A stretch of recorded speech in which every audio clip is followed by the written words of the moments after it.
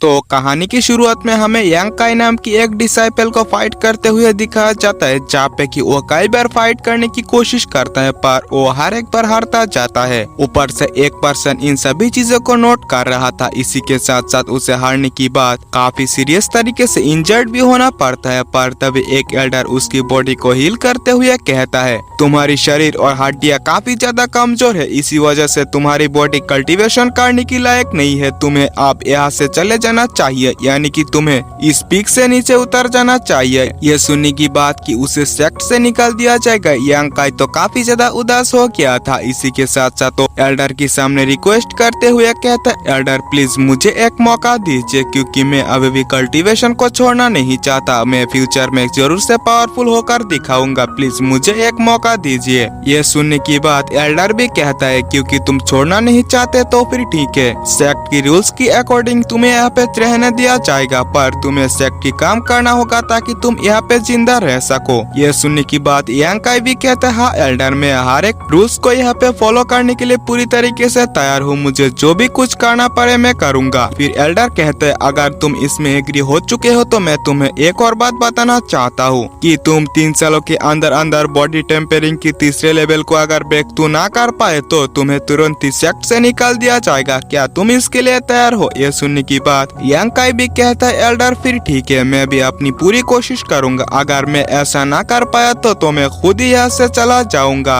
और फिर इस चीज को बीते काफी समय बीत जाता है और फिर हमें यांग काई कई सारे डिसाइपल्स के बीच देखा जाता है, जहाँ पे कि यांग काई एक डिसाइपल को चैलेंज कर रहा था, जिसे देखने की बात तो वहाँ पे देख रहे डिसाइपल पूरी तरीके से शॉक हो चुका था। कोई भी डिसाइपल रूल्स के अकॉर्डिंग 5 दिन बाद किसी से भी फाइट कर सकता है, पर पिछले फाइट में जो इंजरी हुआ था अभी भी यांग काई की वो इंजरी सील नहीं हुआ था, तो यहाँ पे यांग काई कैसे फाइट करेगा? और इसी के साथ साथ यांग काई की जो कल्टीवेशन है वो बॉडी टेम्परिंग की लेवल 3 पर है। वो अपने से और भी ज्यादा पावरफुल वॉरियर्स को कैसे हैंडल कर सकता है? वो हर बार इस फाइट में इंजर्ड होते हुए मौत के मुंह से वापस आता है, ना जाने वो ऐसा क्यों करता है। इसके बाद हम यांग काई और उस डिसाइपल के अंदर फाइट में देखते हैं, जहाँ पे कि दोनों डिसाइपल ही आपस में भिड़ने में लगे हुए थे, पर यांग काई इसमें कमजोर होने की वजह से वो उस डिसाइपल से पीटते हुए काफी सीरियस तरीके से इंजर्ड होने लगता है। पर यांग काई हार नहीं मानता और उससे फिर से फाइट करने लगता है, पर फिर भी वो कमजोर पड़ रहा था। जहाँ पे कुछ डिसाइपल तो उसकी चिंता करते हुए कहता है, तुम ऐसा क्यों कर रहे हो? तुम इतना इंजर्ड होने की वजह प्लीज हार मान लो। ये सुनने की बात फिर भी यांग काई हार नहीं मानता और उस डिसाइपल से फाइट करने में लग जाता है। पर हम लोग देखते हैं कि यांग काई की हालत पहले से काफी ज्यादा खराब हो चुका था। कुछ डिसाइपल तो बात करने लगते हैं, चलो क्यों ना इस बारे में बीट लगाया जाए कि यांग काई जाओडिंग की कितना हम लोग को रोक पाएगा, ओ कब तक टिक पाएगा, इसी बारे में वो पैसे लगाने लगते हैं। और फिर हम दोनों की फाइट में देखते हैं, जहाँ पे यांग काई उसे हिट करने की तो कोशिश कर रहा था, पर वो ऐसा नहीं कर पाता। पर वो अपने ओपोनेंट के हर एक मूव्स को देख रहा था, पर उसकी बॉडी वीक होने की वजह से उसे काउंटर नहीं कर पाता। और फिर हम उसी मेंबर को देखते हैं जो कि इन सभी चीजों को नोट कर रही थी, और वो लड़की इस फाइट को नोट करते हुए कहने लगते, ये यांग काई का ऑन 48 नंबर मैच है, लगता है वो इस फाइट को भी हारने वाला है। इसी के साथ साथ हम यांग काई की फाइट में देखते हैं, जहाँ पे वो फिर भी हार ना मानते हुए फिर से उससे फाइट करने के लिए खड़ा हो जाता है। इसी के साथ साथ वो अपनी पूरी कोशिश करता है उसे हराने की, पर वो इस बार काफी सीरियस तरीके से इंजर्ड हो जाता है, जिसमें कि एक डिसाइपल यांग काई के ऊपर लगाए हुए शर्त में हार जाता है और वो गुस्से में उसके ऊपर हमला करने की कोशिश करता है, पर वो लड़की तुरंत ही वही पे यांग काई को बचा लेती है। जहाँ पे ये देखने की बात बाकी डिसाइपल तो शॉक हो चुका था कि आखिरकार यांग काई को कौन बचाने की कोशिश कर रहा है, पर वही पे एक डिसाइपल कहने लगता है, असल में ये होता है ब्लैक पेवेलियन की डिसाइपल, जो कि हर एक फाइट के ऊपर नजर रखता है। शायद से वो यांग काई को बचाने की कोशिश कर रहा है, हमें यहाँ से तुरंत ही चला जाना चाहिए। और फिर हम वहाँ से डिसाइपल्स के जाने की बात उसी लड़की को देखते हैं, जो कि तुरंत ही यांग काई को पकड़ते हुए एक पेड़ के पास छोड़ते हुए और उसी के हाथ में एक एलेक्सर थमाते हैं, वहाँ से जाते हुए कहने लगती है, पता नहीं कि तुम हर बार ऐसे ही अपने मौत को चुनौती देते रहते हो, कब तक तुम ऐसा करते रहोगे? क्या तुम अपनी इतने पावरफुल ओपोनेंट से फाइट करते हुए मरने से नहीं डरते? तुम्हें डरना चाहिए। इसी के साथ साथ अगर मैं यहाँ पे सही टाइम पे तुम्हारी मदद नहीं करती तो तुम शायद से ही आज जिंदा होते। तुम काफी ज्यादा जिद्दी हो। इसी के साथ साथ वो वहाँ से चली जाती है, जहाँ पे वहाँ से टाइम गुजरते वही पे रात साथ होने वाला था और यांकाई को भी होश आ जाता है और वो अपने आप को देखते हुए कहने लगता है, अरे यार नहीं तो इसका मतलब ये हुआ कि मैं इस फाइट को भी हार चुका हूँ, ना जाने कब मैं जीत पाऊंगा। इसी के साथ साथ फिर वो अपने हाथों में एलेक्सर को देखते हुए कहता है, पता नहीं तुम कौन हो, हर बार मेरी मदद करते रहते हो और जब भी मैं खतरे में होता हूँ वहाँ पे पहुँच जाते हो। इसी के साथ साथ तुम मेरे लिए हर फाइट में दर्द को कम करने वाली एलेक्सर दे जाते हो, पर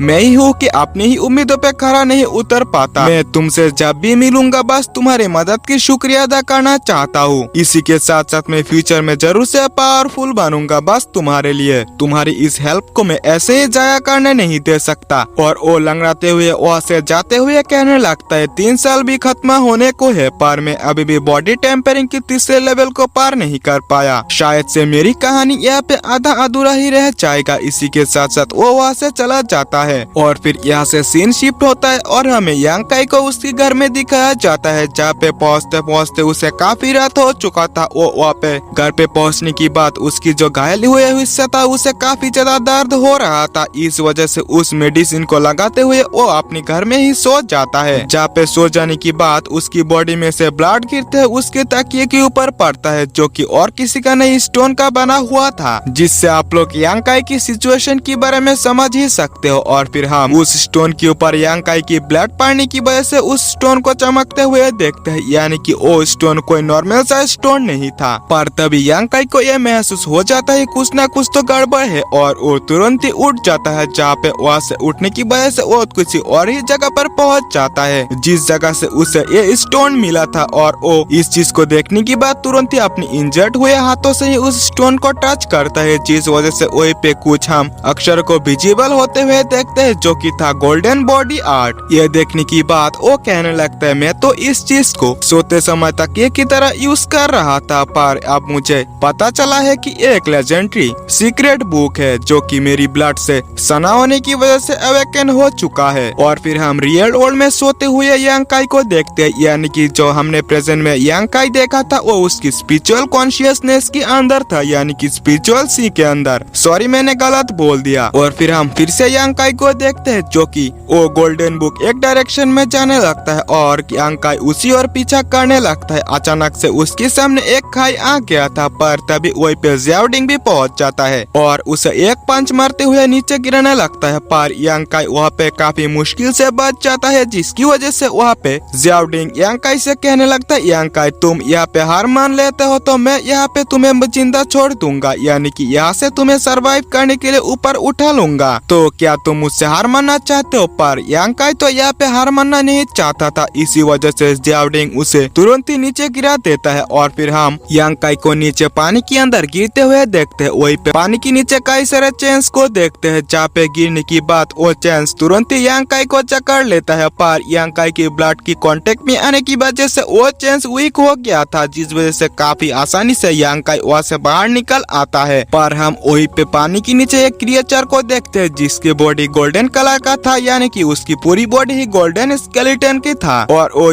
क्रिएचर तुरंत ही वहाँ पे आजाद हो जाता है और सामने आते हुए यांकाई से कहता है, थैंक्स लड़के, तुम्हारी वजह से मैं आज यहाँ पे आजाद हो चुका हूँ। काफी लॉन्ग टाइम से मैं यहाँ पे कैद था और तुम मेरी बॉडी की पावर को यूज कर सकते हो। तुम्हारी बॉडी को मैं आज यही पे ट्रांसफॉर्म कर दूंगा। यह कहते ही तुरंत ही वो यांकाई की बॉडी को एब्जॉर्ब करने में लग जाता है, पर यांकाई भी वहाँ पे कुछ भी नहीं कर पाता। वो क्रिएचर कहने लगता है कि तुम्हें इस तरह से ज्यादा दर्द नहीं होगा। यांकाई भी इस दर्द को सहते हुए कहने लगता है, क्या मैं यही पे मारा जाऊंगा? पर तभी उसकी एक इमेजिनेशन को देखते हैं, जहाँ पे वही पे एक पर्सन आकर उसे कहने लगता है, यांकाई अभी भी तुम्हारी हार मानने का टाइम नहीं आया, क्योंकि तुमने जब से लिंगजाओ पेवेलियन के अंदर ज्वाइन हुए हो तुम्हें काफी दर्द का सामना करना पड़ा, पर इन सभी चीजों के बावजूद भी तुम यहाँ पे जिंदा हो। पर यांकाई परेशान होते हुए कहता है, मेरे पास तो और कोई भी रास्ता मौजूद नहीं है मैम, और मुझे यहाँ पे और कोई रास्ता दिख भी नहीं रहा। ये सुनने की बात वो पर्सन कहता है, तुम्हारी अभी भी हार मानने का टाइम नहीं आया। तुमने कई बार अपनी लाइफ एंड डेथ मैच में अपनी जान बचाने में कामयाब हो गए। क्या तुम्हें लगता है कि तुम्हारी अभी भी मारने की टाइम आया है? बाकी सब चीजें तुम्हारे ऊपर डिपेंड करता है। मैं यहाँ पे तुम्हारी मदद बस इतना ही कर सकता था। याद रखना तुम ऐसा कर सकते हो, तुम्हें ऐसे बाहर निकालना ही होगा। ये सुनने की बात फुल मोटिवेट होते हुए और वो पूरी जी जान लगाकर बचने की कोशिश करता है। इसी के साथ साथ वो कहता है मैंने आज तक हार मानने की कोशिश नहीं की और ना ही करूंगा। और वो अपनी काफी जी जान लगाकर उस क्रिएचर को उल्टा ही अपनी बॉडी में एब्जॉर्ब कर लेता है, जिसकी वजह से उसकी बॉडी से काफी ज्यादा एनर्जी निकल रहा था। इसी के साथ साथ वो तुरंत ही अपनी स्पिरिचुअल सी के अंदर से भी बाहर आ जाता है। जहाँ पे बाहर आने की बात वो देखता है कि उसकी बॉडी में जितने भी इंजरीज था वो पूरी तरीके से हील हो चुका था। इसी के साथ साथ वो जो स्टोन था वो भी गायब हो चुका था। यानी कि आज यहाँ पे जो कुछ भी हुआ वो सभी चीजें ही हकीकत था। और फिर वो जैसे ही उस स्टोन के बारे में सोचता है वो स्टोन तुरंत ही बाहर आ गया था, जिसे देखने की बात कहता है ये स्टोन मेरी सोच से कैसे बाहर आ सकता है। इसी के साथ वो स्टोन के बारे में याद करते हुए कहने लगता है असल में मैंने ये भी सुना है कि इस स्टोन को सोल क्लेमिंग स्टोन कहा जाता है और ये बुक भी सोल क्लेमिंग स्टोन से बना है। और वो आसपास देखते हुए कहने लगता है ये काफी ज्यादा रेयर है, इसके बारे में अगर किसी को पता चल जाता है तो इससे मुझे काफी ज्यादा खतरा हो सकता है। और वो दरवाजे और खिड़कियों को पूरी तरीके से बंद कर लेता है। इसी के साथ साथ वो क्यों ना इस लेजेंडरी बुक के बारे में पता लगाया जाए और वो उस बुक के अंदर देखने लगता है, जहाँ पे इसकी पावर्स को एक्टिवेट करने से पहले उसे गोल्डन स्केलेटन को एब्जॉर्ब करना होगा। इसके बाद काफी ढूंढने की बाद उस बुक के अंदर उसे एक टेक्निक मिलता है। आप बस उसी टेक्निक को प्रैक्टिस कर सकता था, जिसे कि सनराइज होने की आधे घंटे बाद ही प्रैक्टिस किया जा सकता है। फाइनली कुछ टाइम बाद यहाँ पे सनराइज भी हो जाता है और हमारे यंग काइंग वही पे बाहर निकलते हुए इस टेक्निक को भी प्रैक्टिस करने लगता है, जहाँ पे वो इस टेक्निक को काफी हद तक सीख चुका था। और वो आसपास महसूस करते हुए कहते हैं अगर मुझे यहाँ पे कोई देख ले तो कैसा होगा, इस वजह से मेरी सीक्रेट के बारे में किसी को भी पता चल सकता है। और वो तुरंत ही प्रैक्टिस करना वही पे बंद कर देता है और उसे याद आने लगता है कि उसे तो जल्द ही काम पे लगना है और वो इसके लिए निकल पड़ता है। और इसी के साथ साथ ये एपिसोड भी यही पे एंड होता है। तो अगर आपने अभी तक हमारे चैनल को सब्सक्राइब नहीं किया तो प्लीज सब्सक्राइब कर लेना और वीडियो को भी एक लाइक कर देना। वीडियो अच्छा लगा तो दोस्तों से शेयर जरूर से कर देना। मिलते हैं नेक्स्ट वीडियो में, बाय बाय।